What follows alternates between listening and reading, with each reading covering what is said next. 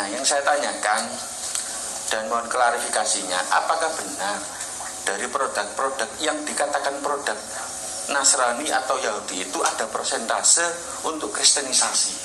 Ya, shalom bagi kita semua dimanapun kita berada pada saat ini. Kiranya kita semua tetap berada dalam keadaan sehat dan apapun yang merupakan aktivitas kita sepanjang hari ini, kiranya Tuhan Yesus memberkati. Dan kembali berjumpa lagi di channel kita ini, yaitu Zemayan Yasin. Terima kasih buat teman-teman semua dan juga para sahabat yang sudah mendukung perkembangan channel ini dengan setia. Dan kiranya kita tetap menggunakannya untuk menjadi berkat bagi semua orang. Nah teman-teman, pada video kali ini saya akan menanggapi apa yang menjadi pertanyaan dari seorang jemaat muslim, di mana nanti jawabannya itu mengarah kepada tuduhan atau fitnah terhadap kekristenan. Nah teman-teman, ini bicara masalah produk dari non-muslim, dan kemudian ada jawaban dari seorang ustadz yang dimana itu mengarah kepada fitnahan terhadap kekristenan. Nah teman-teman, sebelumnya mari kita simak videonya yang berikut ini. Teologi, ini mungkin sekedar klarifikasi atau mungkin diluruskan. Yang kita dengar ini mumpung ada bapak ibu yang penggemar produk-produk kecantikan atau yang lain, atau bahkan seringkali kita beli di minimarket itu kembaliannya untuk sosial ya mas gitu. Nah, yang saya tanyakan dan mohon klarifikasinya, apakah benar dari produk-produk yang dikatakan produk Nasrani atau Yahudi itu ada persentase untuk kristenisasi? Ini biar kita tahu ya. Mungkin tidak secara etika mungkin bisa menyebutkan atau tidak menyebutkan produk apa, tapi apakah benar itu ada persentase untuk kristenisasi di Indonesia? Demikian, assalamualaikum warahmatullahi wabarakatuh. Waalaikumsalam warahmatullahi wabarakatuh. Ya, bukan cuma produk-produk kecantikan atau barang-barang yang ada di mall-mall. Apa yang kita pergunakan itu dari non-muslim, HP atau apa yang kita pakai, kita naik pesawat atau kita pergi kemana saja, itu alat transportasinya itu non muslim, dan ini tidak ada hubungan dengan kristenisasi kalau menurut saya ya. Oke, mungkin ada tambahan. Ini mengisi soal ini, izin Tuhan Guru menyampaikan soal ini, soal ini sensitif ya, sehingga beliau tidak begitu panjang lebar menjawab. Jadi ini terkait company, merek-merek yang besar ya, bahaya kalau kita sampai ikut-ikutan. Yang jelas begini koridornya para Tuan Guru, orang non-muslim, orang Kristen kalau kaya raya pasti mensupport apa? Gereja. Kalau orang Islam punya toko, tokonya laris, duitnya banyak, pasti mensupport apa?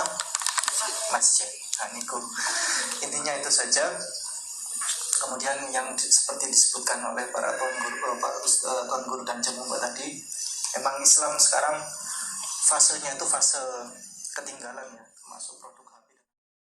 Nah, jadi itu cuplikan videonya teman-teman ya. Kita akan bandingkan nanti dengan satu cuplikan video lagi.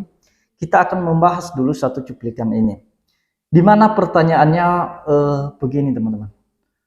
Apakah di produk-produk yang dibuat oleh non-muslim atau Nasrani atau Yahudi, apakah ada presentase kekristenan atau kristenisasi di sana? Nah, dan pada Zenmume tadi dia menjawab bahwa itu tidak ada hubungannya dengan kristenisasi.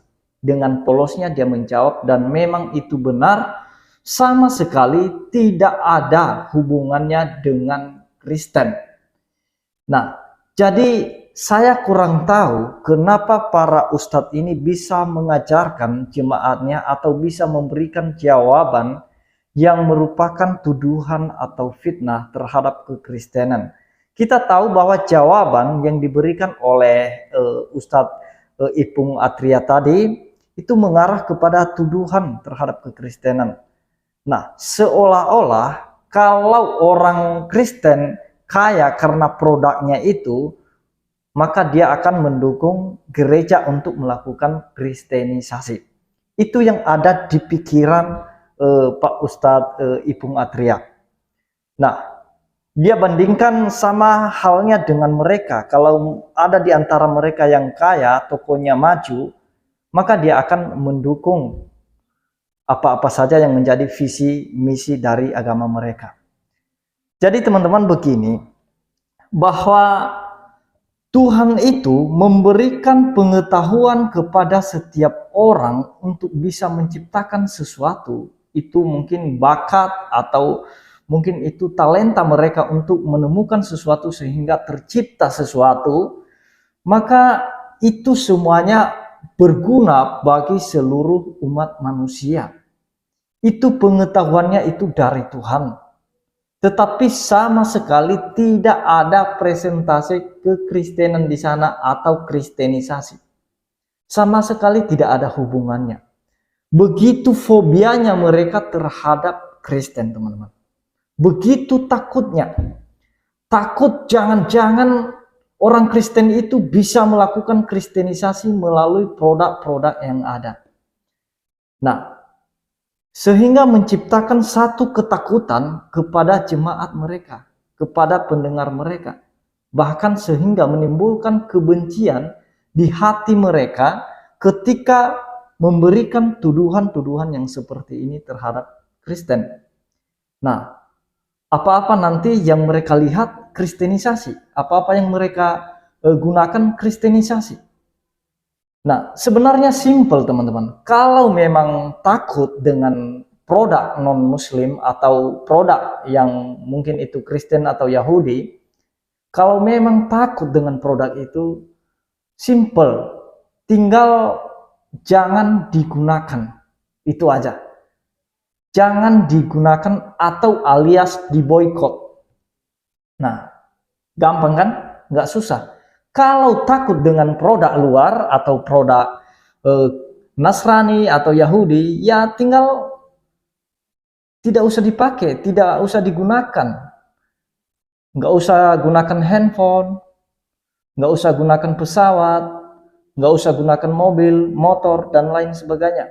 Kalau mau pergi jalan jauh, ya silakan jalan kaki. Nah, simple sebenarnya untuk memberikan pemahaman kepada mereka. Kalau misalnya mereka takut atau fobia terhadap produk Nasrani atau Yahudi. Karena dihubung-hubungkan masalah kristenisasi ini, teman-teman. Saya mau katakan bahwa Tuhan Yesus tidak pernah mengajarkan hal demikian. Dalam memberitakan kerajaan Allah di bumi ini, itu tidak ada hubungannya dengan produk. Produk ini, produk itu. Nah, jadi Tuhan Yesus sudah memberikan teladan bagaimana dia memberitakan kerajaan Allah tanpa embel-embel. Nah, itu yang diberitakan oleh orang Kristen saat ini tentang keselamatan itu. Di mana Tuhan Yesus telah lahir, mati karena dosa manusia, dan pada hari yang ketiga bangkit kembali dan naik ke surga. Itu yang diberitakan, itu yang diwartakan oleh orang Kristen. Dan itu tidak pakai embel-embel atau pakai sogok atau pakai suap supaya orang masuk Kristen. Tidak. Karena kalau orang Kristen menggunakan uang atau sesuatu yang diberikan kepada orang lain untuk masuk Kristen, maka percayalah bahwa orang itu bukanlah pilihan. Nah, justru karena dia condong kepada bantuan itu atau pemberian itu, maka dia bisa masuk Kristen, bukan karena Kristus. Jadi sekali lagi saya mau katakan bahwa kalau fobia terhadap Kristen, terhadap produk-produk Yahudi atau Nasrani, ya nggak usah dipakai. Atau produk-produk kafir lah. Nggak usah dipakai. Handphone nggak usah dipakai. Nggak usah dipakai, diboikot aja. Nggak usah pakai YouTube, nggak usah pakai Facebook. Pokoknya semua aplikasi yang buatan kafir ya harusnya diboikot, nggak usah dipakai. Simple jawabannya.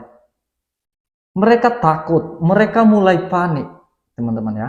Ini saya mau tegaskan, mereka ini sebenarnya mulai panik karena sudah banyak orang-orang yang mengikut Kristus. Jadi sehingga mereka menyampaikan fitnah-fitnahan atau tuduhan-tuduhan bahwa Kristen itu tidak benar. Mereka mengkristenisasi orang dengan cara yang tidak benar atau menghalalkan segala cara agar orang lain bisa masuk Kristen. Itu yang mereka tanamkan kepada jemaat-jemaat mereka. Nah, jadi sehingga menimbulkan kebencian di hati mereka terhadap kekristenan. Mereka memandang hal yang menakutkan kalau orang Kristen itu tersebar kemana-mana. Padahal orang Kristen itu tidak pernah memberitakan Injil dengan cara yang keras. Tetapi mari kita bandingkan teman-teman. Apakah penyebaran kekristenan dengan penyebaran agama mereka sama? Mana yang lebih menakutkan? Mari kita bandingkan dengan video yang satu ini teman-teman ya. Dari seorang ustadz. Orang Nasrani, Yahudi, semua orang kafir yang mengatakan kepada Anda Islam dikembangkan, diekspansi dengan propaganda, katakan iya. Memang iya. Karena banyak orang Islam, subhanallah, kayak orang yang ketakutan kalau dikatakan Islam itu disebarkan dengan pedang. Saya katakan ikhwas sekalian, memang Islam dikembangkan dengan pedang. Jihad itu dikumandangkan memang dari dulu. Ada pengembangan Islam dengan dakwah, ada pengembangan Islam dengan pedang. Nabi SAW menyerang Mekah itu dengan kekuatan memang. Sampai menaklukkan Mekah, akhirnya tersebar Islam di Mekah. Dan kalau tidak ada jihad pada saat itu, Mekah akan tetap jadi kota kafir. Jangan dilupakan sejarah itu. Awalnya dari jihad. Banyak orang subhanallah menganggap takut kalau mengatakan Islam disebarkan dengan pertumpahan darah. Memang benar. Pada saat maju menawarkan peperangan, kita tawarkan Islam dulu. Tidak bisa Islam, tidak bisa orang jihad kalau tidak tawarkan nih. Kecuali kalau kita diserang tiba-tiba. Kalau untuk ekspansi, syarat mutlak disepakati oleh jumhur ulama, harus tawarkan Islam dulu. Kalau mereka nolak baru jizyah, upeti. Kalau mereka nolak baru perang. Dan ini tanpa nunggu kita diserang. Memang ini ekspansi. Memang ekspansi Islam, disebarin Islam itu. Gitu kan? Kalau mereka nolak terjadi peperangan. Dan ini memang peperangan. Kasus saya katakan Mekah misalnya. Kemudian waktu Nabi SAW menyerang Tabuk, gitu kan. Perang Hunain. Waktu Nabi SAW melanjutkan menyerang wilayah-wilayah yang mendekati kota Taif, gitu kan. Dan banyak peperangan-peperangan yang lain. Nabi SAW ekspansi Islam. Artinya kita harus tahu memang ini ibadah dalam agama. Jangan karena kita dikatakan teroris lalu kemudian kita tidak berani jihad. Nah, ada jihad itu. Tapi pada tempatnya dan waktunya, gitu kan? Kata Allah SWT, kalian harus punya persiapan, keterampilan untuk berperang. Dan itu untuk menakut-nakuti musuh-musuhnya Allah. Memang dianjurkan. Karena itu asasnya jihad. Kata Nabi SAW, siapa yang berperang ya untuk meninggikan kalimat la ilaha illallah, dia akan masuk surga. Memang itu targetnya. Pertanyaannya, bolehkah saya membunuh orang yang menghina Nabi SAW? Kalau kita kembali ke dalil, boleh. Kalau kembali ke dalil, boleh.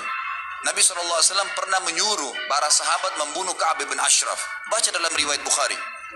Kenapa? Ka'ab bin Ashraf ini selalu menghina Nabi SAW. Selalu menghina Nabi. Apa kata Nabi SAW? Siapa yang mau bunuh orang ini buat saya? Ponakannya Ka'ab mengatakan saya. Lalu pergilah mereka lalu menyelesaikan 3-4 orang pergi membunuh Ka'ab bin Ashraf. Jadi kalau ada orang mengatakan Islam dikembangkan dengan pertumpahan darah, katakan iya dalam beberapa keadaan dan yang lainnya enggak. Nah, jadi itu videonya teman-teman. Teman-teman bisa menilai sendiri ya, mana yang lebih menakutkan. Apakah cara mereka atau cara orang Kristen? Teman-teman bisa bandingkan. Yang perlu kita perhatikan bahwa orang Kristen itu memberitakan Injil itu dengan kasih. Nah, karena keselamatan itu merupakan hadiah dari Tuhan, di mana manusia tidak bisa menyelamatkan diri sendiri, maka itulah sebabnya diutus Tuhan Yesus Kristus dalam bentuk daging, di mana pada mulanya dia adalah firman, dan firman itu bersama-sama dengan Allah, dan firman itu adalah Allah sendiri, dan dia telah menjadi manusia untuk menyelamatkan manusia. Nah, jadi itu yang diberitakan oleh orang Kristen. Karena di dalam nama Yesus ada berita pengampunan dosa. Dan setiap orang pasti senang kalau dosanya sudah diampuni dengan cara Allah itu sendiri, bukan dengan cara kita. Nah, cara Allah mengampuni dosa kita melalui Yesus Kristus.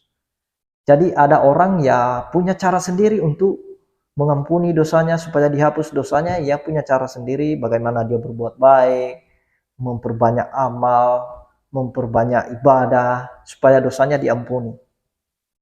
Tetapi di Kristen itu berbeda. Orang Kristen itu mengandalkan pengampunan dengan caranya Tuhan. Nah, jadi teman-teman bisa bandingkan ya, mana yang lebih menakutkan, apakah pemberitaan Injil atau dengan cara mereka, dengan pakai pedang untuk mengembangkan agama mereka, pakai peperangan. Nah, itu sangat mengerikan sebenarnya. Jadi sudahlah, kita tidak perlu bicara panjang lebar masalah itu. Yang jelas teman-teman bisa menilai sendiri dan bisa memberikan pertimbangan terhadap cuplikan video ini. Demikian yang saya sampaikan, kiranya Tuhan Yesus memberkati kita semua. Shalom.